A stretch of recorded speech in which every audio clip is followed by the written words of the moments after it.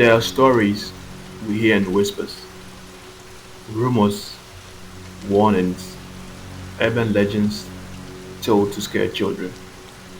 But some of them are real. This is one of those stories, and it starts with a phone call she should never have answered.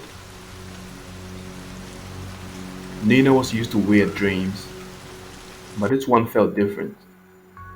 She had been having the same dream for 3 nights in a row. A red phone, ringing, loud, endless. In the dream, someone always whispered, "Don't pick it." She had wake up sweating, confused. The number wasn't saved on a real phone, but she had seen a missed call from a number that didn't exist. Then came Friday night. She was alone, parents gone for the weekend. The rain was heavy. The wind kept pushing the windows, and every shadow looked like it was breathing. That's when it rang, her real phone, the exact ringtone from the dream, the same red screen. Caller ID was unknown. Her heart raced. Her dream was now bleeding into reality. She remembered the whisper, "Don't pick it." But curiosity is a beast. She answered. There was no sound at first, just static. Then a voice, raspy, distant, and echoing, like it was in a tunnel. "Now I know where you are." She froze. "Who is this?" she asked.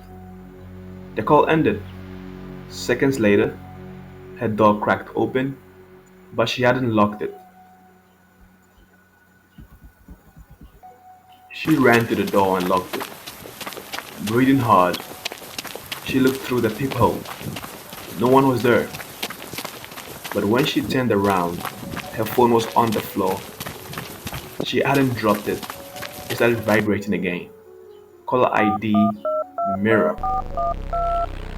Against her better judgment, she answered again. This time it was her own voice that came through. "I'm already inside." She screamed and threw at the phone. The light flickered. Every mirror in the house began to rattle violently. She covered all with cloth, even taped some shut. But the tapping continued like fingernails from inside the glass. That night, she stayed in the closet. She didn't sleep. In the morning, her parents came home.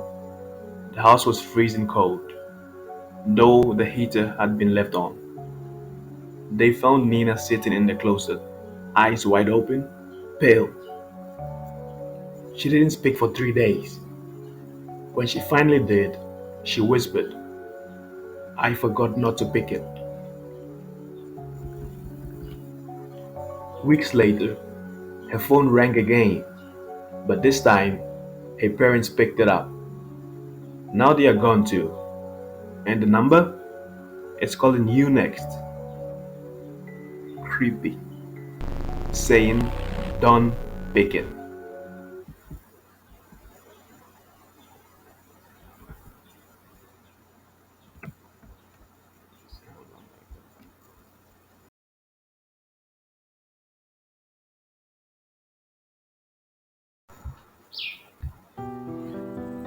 It was one of those quiet, rainy nights when everything feels off. I was alone at home. My roommate had gone to visit her parents for the weekend, and I was looking forward to some peace and quiet. I made some tea, curled up with a book, and let the sound of the rain soothe me. Around 10:15 p.m., I heard it. Three soft knocks on the front door. I wasn't expecting anyone, and honestly, something about that timing just didn't sit right with me. I peeked through the peephole. No one was there. I figured maybe it was the wind, or maybe a neighbor's kid playing a prank. I sat back down, but 5 minutes later, another knock. This time, louder. Still, no one at the door. Now I was starting to get nervous. I turned on the porch light. Nothing. Just the rain and the empty street. I went around the house, checking windows and doors. Everything was locked. I settled down again, this time switching on the TV for background noise. But then, knock, knock, knock. Not from the front door, but from the back door. Now I was done playing it cool.